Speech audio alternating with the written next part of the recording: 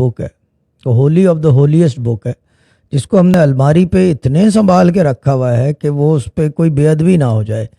اتنا تک کہ اس حد تک ہم چلے گئے ہیں کہ اس کو پڑھنا چھوڑ دیا ہے کہ بے ادبی نہ ہو جائے، وہ ہے دا ہولی قرآن۔ معاملہ یہ ہے کہ ایک بات یاد رکھیں، پڑھنے سے بات بنتی ہے، پڑھنے سے بات بنتی ہے،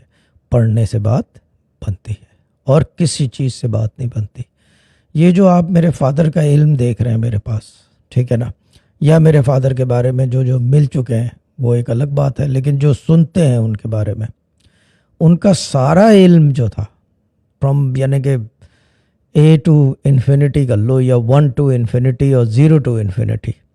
دیٹ واز آل قرآنک۔ وہ ایک ہی کام کرتے تھے، انہوں نے رضا الہی میں اپنے آپ کو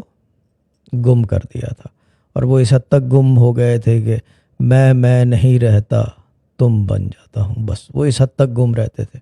یعنی کہ 6 گھنٹے 8 گھنٹے کی عبادت و ریاضت، اب اس کو کہہ لو وظیفہ کہہ لو، وظیفہ بھی یا لطیفہ اگر پڑھ رہے ہیں تو وہ بھی اللہ کا ہی اسم ہے نا،